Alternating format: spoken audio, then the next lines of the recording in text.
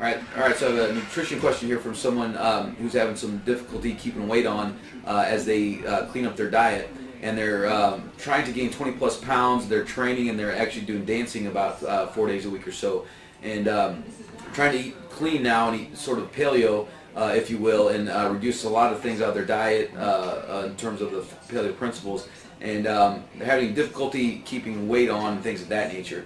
So some follow-up questions led to responses that he's not eating very structured right now and pretty much eats when he can find the time between work, and his days are very full, and find it very hard to be consistent and prepared with their food intake. So sort of looks like he is blaming the foods for inability to get calories in. And so if you follow me so far, having a hard time keeping body weight on with sort of some of these cleaner foods is the culprit, but he's also very active with weightlifting and say dancing and things like that. So yes, part of the nice thing about a Paleolithic approach is that they're cleaner foods that are not a lot of junk calories that are going to add up too quickly, so you're defaulting by decreasing calories in that fashion. Yes, there's higher fat foods in paleo and things of that nature, but part of the thing about eating more proteins in your diet is in chicken, steak, even things like that, is it's hard to overeat those foods, and by default you're actually going to be eating less calories. So that's a good thing, and why eating clean like that is very helpful, and why bodybuilders, figure competitors focus on those foods, because they're getting the protein calories that they need, but it's also preventing them from eating a lot of other junk foods. So to get something like 2,500, 3,000 calories or something like that is a task. It's hard, and eating is a chore. And your biggest problem, I would say, number one, is your schedule, and eating on the fly and eating just whenever you can. You have got to have a real plan to your day to make this happen, just like you have a plan for working out and like you have a work schedule. It's got to be routine, and that's the number one thing you can do, regardless of the food sources that you're using. That way you have a strategy on how to get this in, and think of it mathematically. If it's 300 calories per serving that you're normally eating, and you're just doing that whenever you can, you're at the mercy of when you have time to do it. That's not a plan. So if you plugged in 6 meals at those 300 calories, you end up with 1,800 meals. You know that mathematically. Well, then it's simple. So I need to add XYZ amount of calories to each meal, and I know that I have 6 feedings, and just do the math. So that's the simple side of it, conceptually. So perhaps you need to increase your calories there, and we'll talk about that in a second.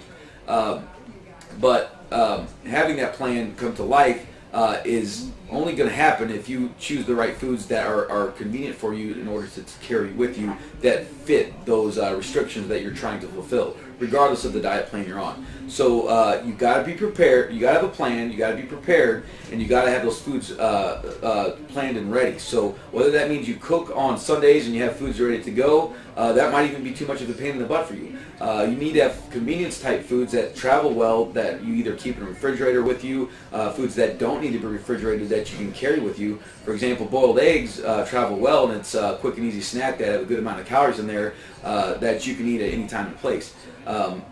Simple things like that, canned meats or foiled meats, things like that, that travel, that don't require refrigeration, nuts, seeds, things of that nature, trail mixes, jerky, those sorts of things travel very easily, that you can pack and have on the fly. So no matter what, you've always got food on you. I carry a bag with me at all times that has food in it and not much anything else. I will never go anywhere without food. I can't handle it. I don't go more than 2 to 3 hours ever without eating.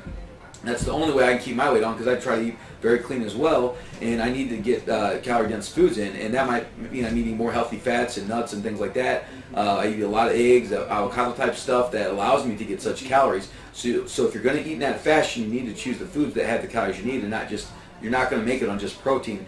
And you have to consider the fact that with your dancing, most likely, and depending on the type and duration of your weightlifting, how much glucose and sugar you're actually burning, and perhaps you really need to work those foods in, whether it be from grain, rice, quinoa, things of that nature, or even more simple type sugars from fruits perhaps in some cases, or just saying screw paleo and you need to eat more in terms of sports nutrition mindset, and work on something that's going to help you get quick sugar in to meet those performance needs. You might just be catabolic in overtraining, or not meeting your substrate need for your caloric demand for your training needs. So you might be just too low in the glucose department to do some of these activities. And likewise, you're using amino acids and muscle for energy, and you're catabolizing yourself, and thus losing lean body mass in the process. That might be your other problem. But backing up, you've got to set a plan. You got to have those foods ready to go and have those convenience foods ready. So no matter what, if you can't get to good food that you're going to prepare, or have refrigerated, or cook, you've got Plan B. Plan B's got to be there, and you'll never have an issue. But obviously, you would prefer to have foods prepared in a refrigerator, something you can cook, and you got to have those. You got to shop frequently, probably once or twice a week at least. You got to have some cooking skills, perhaps, or at least there's tons of options now, depending on where you shop. Trader Joe's, Schnucks, Whole Foods, Farmers Market, you name it. There's all kinds of things now, though, in a lot of those places that are pre-cooked, frozen, and you just got to microwave it. So and still will fit a paleo need. Pre-cooked chicken breasts, things of that nature. They're out there. You just got to do some homework and shop around and find what works for you and what you can have prepared. So have that plan of what you're going to eat and when, and then have it prepared and ready. So the better you get with this, step one is you got to follow the plan and be a robot about this, so you can change your behaviors and habits, because it sounds like your number one problem is consistency following a plan. So I don't care if it gets boring or stale. That's the only way you're going to make it through that big barrier, is being robotic about it. It's just like someone trying to take on a new exercise program. You have to be consistent at first, and it's not always going to be fun, but the best thing you can do is show up and swing the bat no matter what. Otherwise, you're going to fail easily and have the same problems regardless of what program or plan you follow. So consistency is your issue, and you need to follow that plan, and then you get advanced by tweaking those subtle variables, what you're having each meal, learning new cooking skills so you don't get burned out. That's the big problem most people have on paleo, and people that don't cook and things like that, is they have burnout on food, and they don't get variety and options. So they don't have much food rotation there, and it starts to get stale. So learning to cook, or perhaps shopping at a different store, will introduce new varieties and options to you. Now, getting your calories up, first of all, like I said, is that plan. Secondly, looking at nuts and seeds and, say, fats from avocados, say coconut, things like that. That's a great, easy way to get your calories up for this. You mentioned that you eat a lot of eggs. That's a great way to do it as well. But, it's just like, I ask people, hey, did you stretch after your workout? And they're complaining about tightness or stiffness, and they'll say, yeah.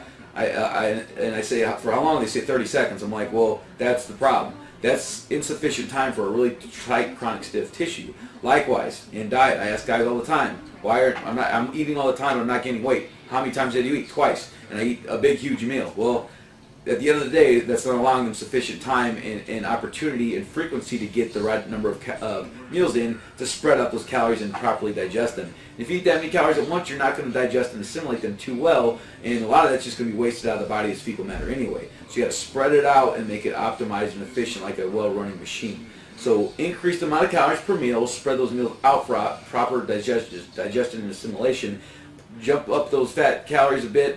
Don't be scared of some of the fatty meats and things of that nature, as long as you don't have any cardiovascular disease background with that. And that's a whole video for another time. But you got to consider sports performance as well, and what calories you might need in order to fuel that, and if you need some more glucose or things of that nature for your high intensity type exercises. So you might be that. It sounds like you're the skinny type anyway. Let's see. Let me look into that. Yeah, so it seems like you're more of the tall, skinny type anyway, perhaps, and you're going to have troubles keeping that weight on. So you really got to optimize your schedule and, have a strategy to that, or no matter what plan you follow, it's not going to work. So good luck with that. Start with those basic principles. I have a checklist that I look at every single diet plan, and it comes down to quality, quantity, frequency, and timing. What is the quality of the foods that you're eating? Quantity of the foods that you're eating, so calories in versus calories out. You got to consider that. It's the golden rule. But honestly, after that, everything else that matters the most is the quality of the foods that you're consuming. Eating at the right frequency and at the right time will make all the other things come together, depending on whether your goals are for health, performance, fat loss, fat gain. And you've got to have a strategy here. Just following a certain philosophical diet plan is not enough. Whether you're low carb, low fat, Atkins this, Atkins that, paleo this or that, whatever, that's only part of the process, and it's actually just a small segment portion of the situation here. So hopefully that helps. If you have any follow-up questions, please send them my way.